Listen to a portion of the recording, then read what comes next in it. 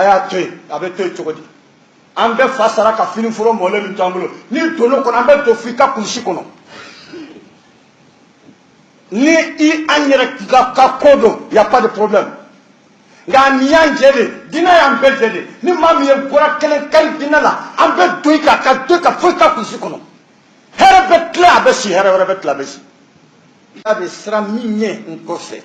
nebe sranga manton koro inma akhafu ala ummati nebe sranga manton koro femina ni nebe fatuni o hamiye al a'immat al mudallin nyamogo filile munu nu bena positionner maw nyefe olu yera filile lo be mo la fi akumbe hamini o ye mena fatuni o hamini ala kira kelen ko sallallahu alaihi wasallam akone kan manton nuna ngalon tigala bawbina bawla munum bena foreign galona ka joyoro soroni ngalonye ka to soroni ngalonye akwa bena jate ka se forma bisbama a kelen yo kelen a bebena nabi maya baraja ayerela kadabuna thalathun akoni mbike jela ban wati abebe abbo ka poyi ni Allah subhanahu wa ta'ala toye ube fanga soroni ngalonye ka joyoro soroni ngalonye ka to soroni ngalonye fu be nabi maya wele uyerela akonga nabi maya warati ale kofe kunfin tate kunjau tate kira de nabi me labani kalabanci sitala idda mana fo i refuser ni haklita kalama o subhana Allah bil hakli kana bo kalama no be ni hakli bora kalama ibe bo dina na da kuryan keleni kira ko ana khatamun nabiyyin la nabiyya ba'di kunje ka nabi nyumante kunfika nabi nyumante kunje ka kirate nabi nyuma ko de kiraye anga kanna bamanangana kunje ka kirate kunfinka kirate kiraye kira kelen pede ba ni era ko kunfinga kira we kira Muhammadu de Qur'ana yi min fokon huwa alladhi ba'atha fil ummiyina rasulan minhum ala de tidanci ka kira ci kunfin cela kunfinu nu yetonu ya addo arabu de do kadaka alu kalamba ko manchawo wala kunfinga kura ko wasfu katra mboma ni haklita kalama I haklika bo kalama ni kunta don a folen fliye niye kunfunga kira o kira Muhammadu sallallahu alaihi wasallam kira labban o kira Muhammadu de o na kira ya ni attribue mo fenwo fenna ibe kafriya naye a attribera minna o be ka dantene mo o be ka tawuti ni ayi kira ko ngaka bina kede ko siga kala ka be ke abebe na nabi ma ya wele ayela ala kira kelen ko aku wati bina se mado bina wilkijo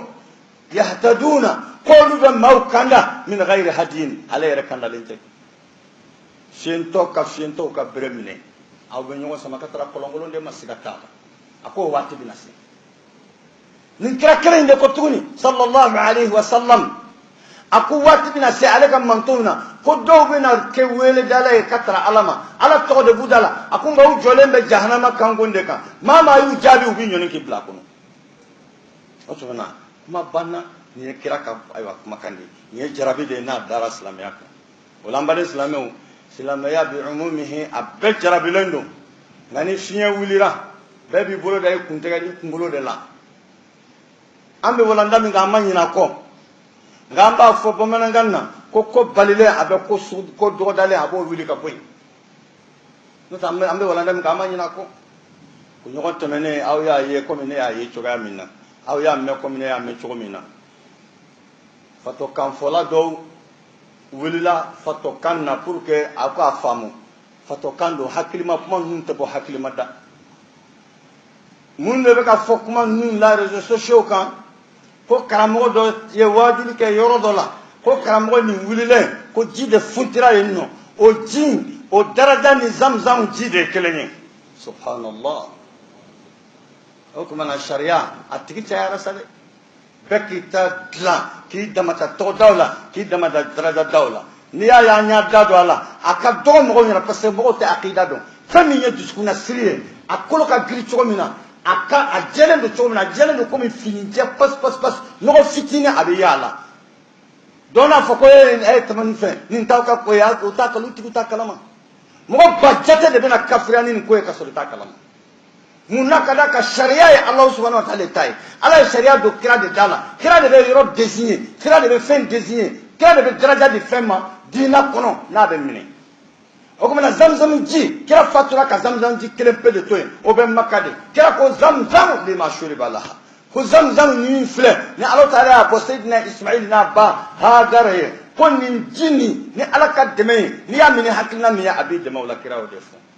ko na ni mo wara ye fen mana kan wara fo ni duskun kele kura katrama o kuma na ale tay cin kira ta cin sharia ta saka la bla ko be ka tlay ta fanfe ga ya yan da do ala an kante olu yere ma olu bu ka jinyini na olu kotek anda don kunyala tuma do silame jigale mun hakili doya kama walla dunya doya kama dusukun be saka keleku e dusukun kana keleku de zamzam jibe yoro kelempe de la jinya duguma kolokan ate roflal makkah inna awwala baytin wudi'a lin-nas alladhi bi makkah magan min mutafaka o tome o magan de qur'ana yo de magan togofo madina min mutafaka o tome qur'ana yo madina de togofo la in raja'na ila al-madinati la yukhrijanna al-a'azzu minha al-adhall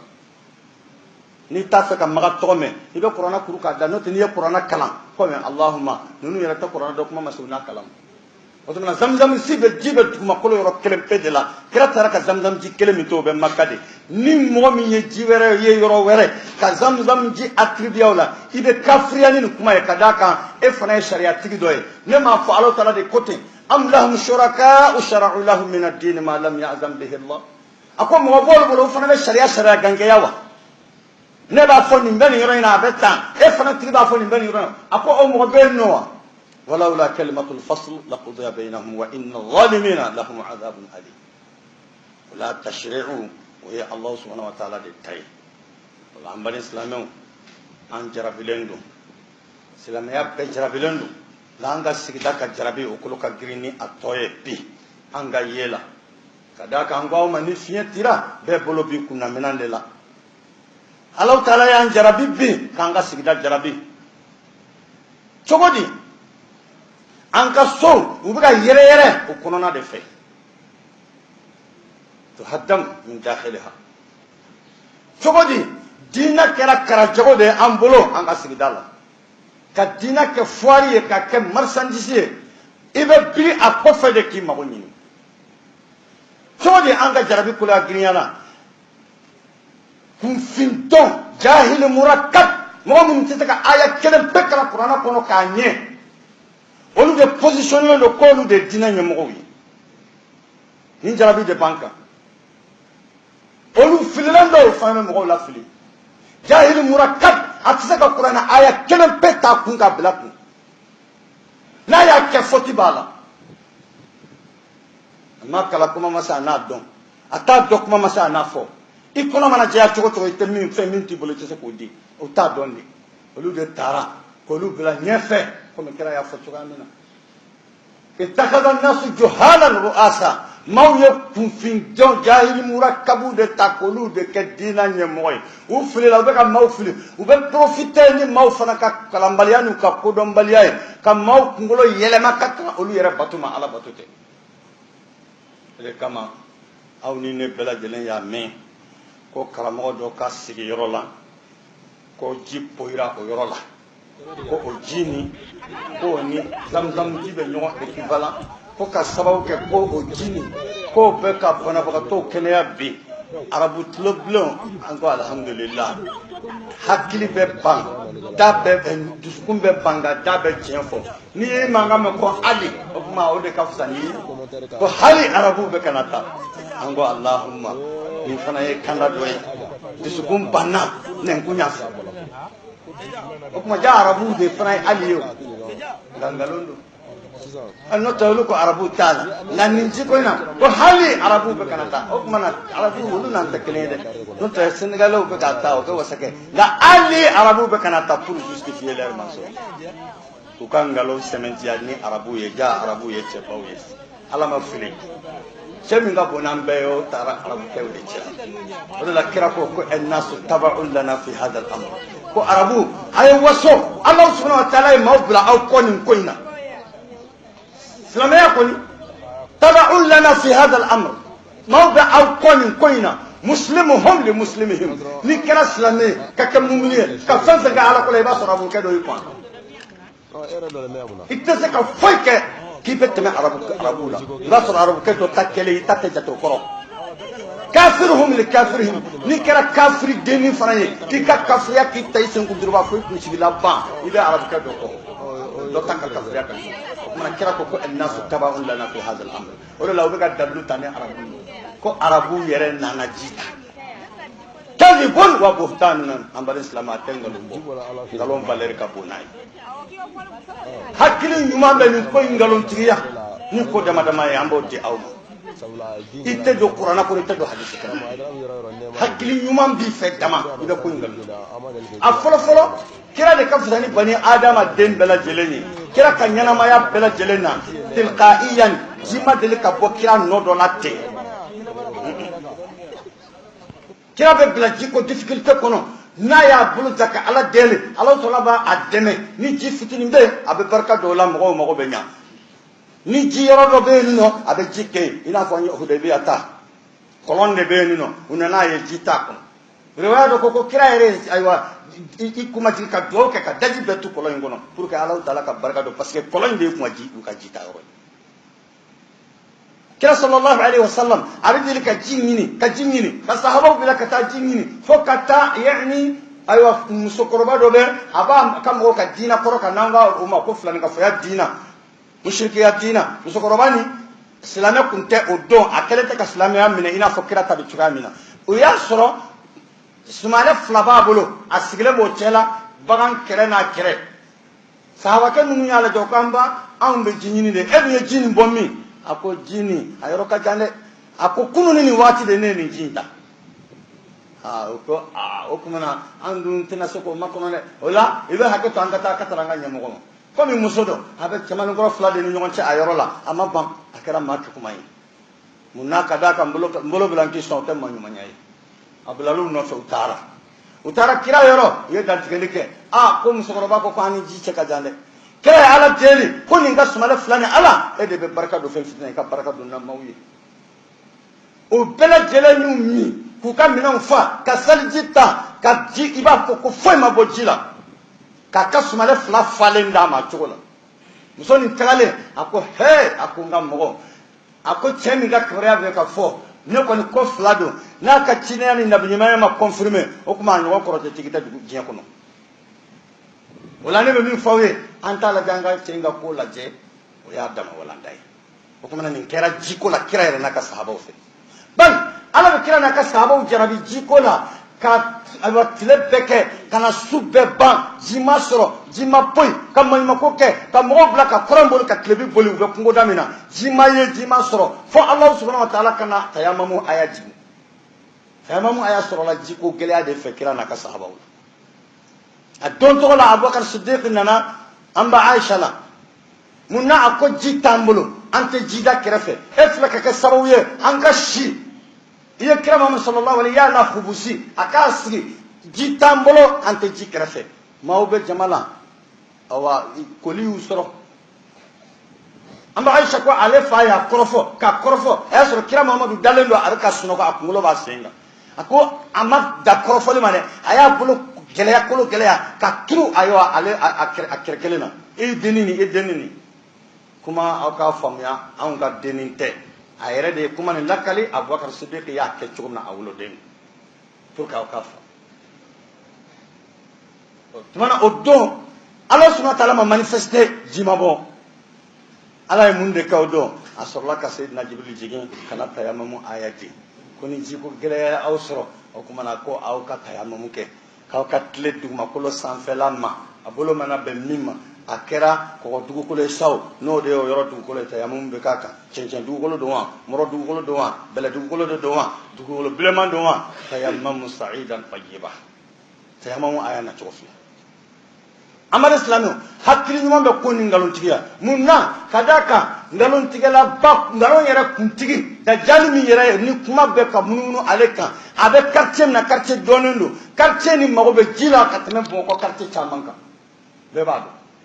ala subhanahu wa ta'ala b'a kalama olu yɛrɛ ye fɛngɛ min sen ye forage min sen hakili ɲuman bɛ nin ye hakili ɲuman bɛ munumunu ka fɛn wɛrɛ jumɛn sɔrɔ kumakan nin fɔra a ɲɔgɔn kumakan nɔ la u cɛ man jan ɲɔgɔn na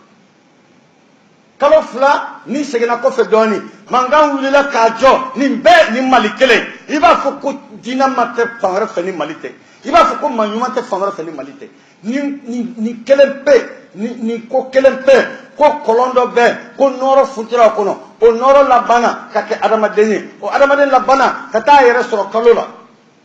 nin bɛɛ kɛra Mali la pourquoi adamaden tɛ hali maloya nkalon na o kumana o fana ɲɔgɔn de filɛ nin ye ɲɔgɔn dan de don nkalon ɲɔgɔn dan pour que ka jagoya min fin mɔgɔw k'a fɔ ko ne de ye Ala ka maa ɲɔgɔn ye nkalon ɲɔgɔn dan o kumana o ɲɔgɔn de don ninnu ye nin fɔ an fana bɛ nin fɔ a y'aw hakili to a la a ɲɔgɔn wɛrɛw bɛna fɔ caman kɛra ɲɔgɔnyew kɛra ka fara Alahu subhanahu wa ta'ala kan u fotow kumana ninnu bɛɛ tɛmɛna campagne de don n'u bɔra dɔ la u bɛ taa dɔ la yuftanuna fi kulli amin marratan aw marratayn san o san u na nkalonba kelen wala 2 tigɛ san o san o kumana an t'olu nɔfɛ an mago yɛrɛ tɛ olu la an kɔni ka laɲini ye ni Alahu ta'ala ye hakili di mɔgɔ kelen pe ma o b'an bɔ an tɛ jama ɲini na ni Ala ye jama sababalen d'an ma a ka d'an ye nka an ka laɲini tɛ ka taa se nkalon tigɛ ma ka taa se namara ma ka taa se janfa ma ko jama jama ta kun an tɛ jama ɲini na yan an bɛ Ala ko kuma de la o la hakili ɲuman bɛ munumunu ka se fɛn jama ma tuguni ko in ale tigilamɔgɔ san 30 bɛ wajuli la a bɛ sigi sigiyɔrɔ min na sigiyɔrɔ kelen min na o dɔnnen don ji ma funteni ye don kelen siɲɛ kelen a taara funteni yɔrɔ in o kumana hakili munumunu bɛ munumunu ka yen fana sɔrɔ hakili bɛ munumunu ka yɔrɔ wɛrɛ fana jumɛn sɔrɔ tuguni ko in talen k'a bɔ an yɛrɛ ka so ka taa n'a ye fɔ yɔrɔ jan mun na a ma se ka k'an yɛrɛ senkɔrɔ mun na an yɛrɛ n'a vérifier nka ka taa n'a ye fɔ yɔrɔ jan an ko bamanankan na ni kelen na tɔgɔma la n'a ko k'a ye Ala ye ko maa t'a sɔsɔ o la an balima silamɛw ninnu ye nkalon de ye ninnu jɔyɔrɔ tɛ diinɛ la nka nkalon in yɛrɛ bɛɛ tigɛ kun ye mun ye sa an k'a bɛɛ bila a ba la mun b'u k'u pousser k'u bila nin nkalon sugu la mun b'u pousser la k'u bila nin kalabanciya sugu la mun malobaliya bɛ mɔgɔw se ka nin ɲɔgɔn kuma sugu fɔ a bɛɛ lajɛlen kun ye ka adamaden hakilintanw hakili munumunu ka tara i yɛrɛ ma e yɛrɛ de ka ye k'a fɔ e ye fɛn dɔ ye minɛ ka sɔrɔ i tɛ foyi ye i sigilen bɛ ni sɔfɛ 2 ye siga tɛ o la a kelen o kelen maa t'a kelen o kelen k'i ye e yɛrɛ de bɛ taa bɛɛ mantɔn